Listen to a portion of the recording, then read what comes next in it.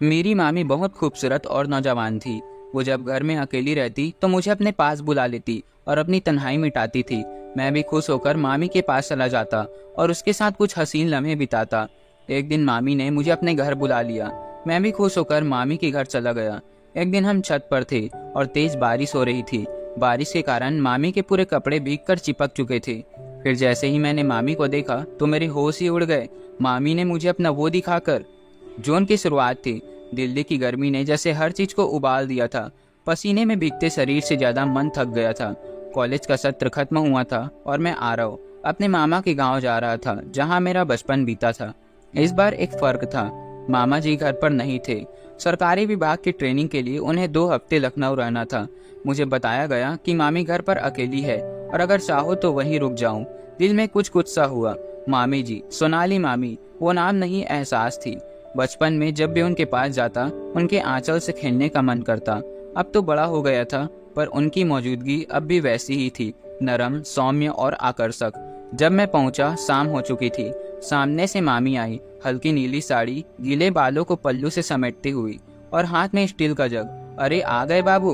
उनकी मुस्कुराहट में वही अपनापन था, पर इस बार कुछ और भी था जो बचपन में नहीं था। हाँ मामी, मैंने बैग उतारा। मामा जी तो निकल गए थे। जाने से पहले तुम्हारा ही नाम लिया था। बोले आरव आए तो अकेली नहीं लगेगी तुम्हें। उन्होंने दूध को उबालने के लिए रखा और पास ही बैठ गई। बहुत बड़े हो गए हो अब। बचपन में तो चिपके रहते थे मुझसे, अब तो नजरों से भी दूर रहते हो। अब भी चिपक सकता हूँ मामी, अब कहे तो। मैंने मस्ती में कहा और वो चौंकी नहीं, मुस्कुराई। अब तुमसे चिपकने वाली बात सोचूंगी तो जमाना क्या कहेगा। फिर कुछ पल चुप रही। चाय पियोगे या सीधे दूध? दूध, मैंने उनकी आंखों में देखकर कहा। अगर मामी के हाथों का हो तो। उन्होंने मेरी आंखों में झांका और कुछ देर यूं ही देखती रही। फिर उठी और कहा, चलो रसोई में आ जाओ, दूध अब उबलने ही वाला है। मैं रसोई में गया तो देखा कि मामी चूल्हे के सामने खड़ी थी और उनका पल्लू नीचे सरक गया था। मैंने धीमे से कहा, मामी पल्लू गिर रहा है। वो बिना देखे ही बोली, तुम्हें तकलीफ हो रही है या मजा आ रहा है? मैं हंस पड़ा, दोनों। वो झुककर दूध में चीनी डाल रही थी और झुकते वक्त उनका ब्लाउज थोड़ा सा खुला और वो जानती थी, तुम्हें शर्म नहीं आती? आती है, पर जब मामी जैसी सुंदर औरत सामने हो तो शर्म भी देखना चाहती है। उन्होंने पलट कर देखा। कभी किसी ने इतना खुलकर बातें नहीं की मुझसे।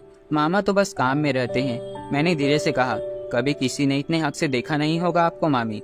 वो कुछ पल चुप रही, फिर धीरे से दूध का गिलास मेरी ओर बढ़ाया। लो पी लो, गर्म है पर मीठा भी। मैंने गिलास पकड़ा और धीरे से कहा, जैसे मामी। वो मुस्कुराई, पर इस बार उस हंसी में थोड़ा दर्द था। गांव में दोपहरें लंबी होती थी। मामी खाना बना चुकी होती और फिर धूप से बचने के लिए अंदर आ जाती। एक दिन मैंने कहा, मामी कोई पुरानी फिल्म लगा दो ना टीवी पर।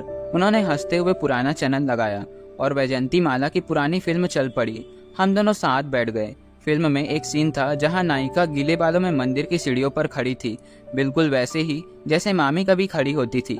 मैंने कहा, मामी आप भी ऐसे ही सीन में होती तो फिल्म तो हिट हो जाती, और अगर तुम हीरो होते तो मैं हर सीन को असली बना देता। वो चुप रही और धीरे से बोली, फिल्मों में इश्क दिखता है आरव, असल जिंदगी में नहीं होता। तो क्या आपकी जिंदगी में कभी इश्क नहीं हुआ? उन्होंने मेरी ओर देखा, पहली बार बहुत गंभीर होकर। हुआ था, लेकिन वक्त ने उसे घूंघट उड़ा दिया। गांव की दोपहरें बहुत गहरी होती है।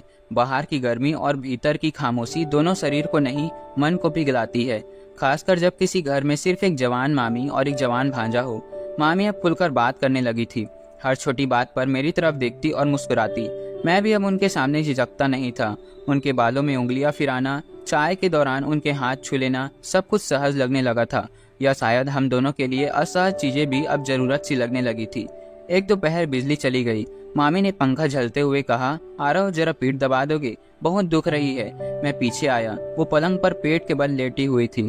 उनकी साड़ी की प्लेटें बिखर गई थी। पेट पर हाथ रखते ही मैं समझ गया कि ये एक आम निवेदन नहीं था। उनका बदन गर्म था, जैसे लंबे समय से किसी सुकून का इंतजार कर रहा हो। आरव, उनकी आवाज धीमी हुई थी। कभी कभी सोचती हूँ कि अगर मैं किसी और की बीवी होती तो शायद कुछ और होता। मैंने धीरे से पूछा, मामी आप खुश नहीं हैं? क्या खुश? खुशी तो वो होती है जो किसी की बाहों में सिर रखकर महसूस होती है। यहाँ तो बस जिम्मेदारियां है। मैंने अपनी उंगलियों से उनकी पीठ सहलाई, धीरे नरमी से। उन्होंने आंखें बंद कर ली। ऐसा लगता है जैसे मेरे अंदर बहुत कुछ दबा हुआ है जो कभी किसी ने पूछा ही नहीं। मैं कुछ नहीं बोला, बस उनकी सांसों की लय सुनता रहा। अगले दिन मौसम बदल गया। शाम को अचानक बादल घेर आए और बारिश शुरू हो गई। मामी ने कहा चलो छत पर चलते हैं, बहुत दिन हो गए भीगने को। हम छत पर पहुंचे। चारों तरफ धूप गायब थी, सिर्फ बादल, बूंदे और ठंडी हवा। मामी भीग गई, उनकी साड़ी पूरी तरह भीग चुकी थी। पल्लू कंधे से फिसलकर उनकी कमर से लिपट गया था। बाल खुले थे, माथे पर टपकती बूंदे और आंखों में हल्की सी बेचैनी। मामी, आप बारिश में बहुत खूबसूरत लगती हो। वैसे भी हर मौसम आप पर फिदा हो जाती है। उन्होंने मुझे देखा, तो क्या तुम भी हो? मैंने झुककर उनके गाल से एक बूंद हटाई। शायद मौसम से भी पहले वो कांप गई, लेकिन दूर नहीं हुई। धीरे से बोली, आरव, अगर कोई अपनी हदें पार करना चाहे तो क्या वो पाप होगा? मैंने कहा, अगर वो प्यास है, इंसानी है, तो शायद पाप नहीं, अधूरापन है। हम दोनों कुछ देर तक छत पर भीगते रहे, बिना कुछ कहे। वो सीन किसी फिल्म जैसा था, लेकिन कैमरा नहीं था, सिर्फ एहसास थे। उस रात मामी ने एक नई बात कही, आरव, अगर डर ना हो तो क्या तू आज यहीं सो सकता है? बहुत अकेलापन लगता है जब तू कमरे में चला जाता है। मैं चुपचाप सांस लेट गया। कमरे में सिर्फ एक बल्ब जल रहा था और मामी मेरी तरफ पीठ किए लेटी थी। मैंने धीमे से उनकी पीठ पर हाथ रखा, वही सुकून वाला स्पर्श जो अब जाना पहचाना सा लगने लगा था। उन्होंने धीरे से मेरी उंगलियां पकड़ ली। आरव, मैं जानती हूँ ये सही नहीं है, लेकिन कुछ एहसास सही गलत नहीं दिखते। मैंने उनका चेहरा अपनी ओर घुमाया। उनकी आंखों में आंसू थे। मैं किसी मर्द के बाहों में कब से सोना चाहती थी, जो मुझे सिर्फ अपने लिए देखे। मामा के लिए मैं सिर्फ घर संभालने वाली औरत हूँ। मैंने उनके आंसू पूछे, आप सिर्फ मामी नहीं हो, एक औरत हो जिसकी अपनी भी प्यास, अपनी चाह होती है। उन्होंने मेरी उंगलियों को चूमा। आज बस मेरे पास रहो, मुझे मत तोड़ो। हम एक दूसरे के पास लेटे रहे, लेकिन उस रात कुछ भी शारीरिक नहीं हुआ। हमने सिर्फ एक दूसरे की उंगलियां थामी और एक लंबी सांस के साथ नींद आई। अगले दिन मामी ने मुझे रसोई में बुलाया। आरव, मैं जानती हूँ जो हो रहा है वो समाज की नज़र में ठीक नहीं है, लेकिन मैं अपने दिल में ये पाप नहीं मानती। मैंने कभी किसी और से इतना जुड़ाव महसूस नहीं किया, ना मामा से, ना किसी और से। मैंने कहा, और मैं मामी को सिर्फ एक रिश्ते में नहीं देखता। मैं उस औरत को देखता हूँ जो मुस्कुराती है पर भीतर से अकेली है। वो मेरे गले लग गई। काश तुम मेरे हम उम्र होते, काश मैं तुम्हारे इंतजार में होती। 3 दिन बाद मामा लौट आए। मामी बदल गई, उनकी आंखों में फिर वही चुप्पी लौट आई। मैंने उनसे बात करने की कोशिश की, पर उन्होंने साफ कहा, अब सब वैसा ही होना चाहिए जैसा पहला था। विदा के दिन उन्होंने मुझे अकेले बुलाया। आरव, तू हमेशा मेरे लिए खास रहेगा, लेकिन अब वो सब भूल जा जो सिर्फ हमारे अकेलेपन में था। मैंने सिर झुकाया। मैंने कभी आपकी इज्जत में कमी नहीं की मामी। जो महसूस किया वो गलत नहीं था, लेकिन अब हमेशा आपकी इज्जत को ही दिल में रखूंगा। दोस्तों, कुछ रिश्ते शारीरिक स्पर्श से नहीं, मन के जुड़ाव से परिभाषित होते हैं। और ये कहानी हमें ये सिखाती है कि हर अधूरी औरत को चाहने वाला पुरुष उसका आशिक नहीं होता, वो उसकी इज्जत बन सकता है। सच्चे रिश्ते वो होते हैं जो सीमाएं पार नहीं करती, बल्कि सीमा के भीतर भी प्यार को समझते हैं। तो दोस्तों, ये कहानी यहीं पर खत्म होती है। उम्मीद है कि ये आपको पसंद आई होगी। अगर ये कहानी आपको पसंद आती है तो इस वीडियो को एक लाइक और हमारे इस चैनल कहानी स्ट्रीम को जरूर सब्सक्राइब करिएगा। और हाँ, बेल आइकन को ऑल पर सेट करना मत भूलिएगा। हम मिलते हैं अगले वीडियो में। धन्यवाद।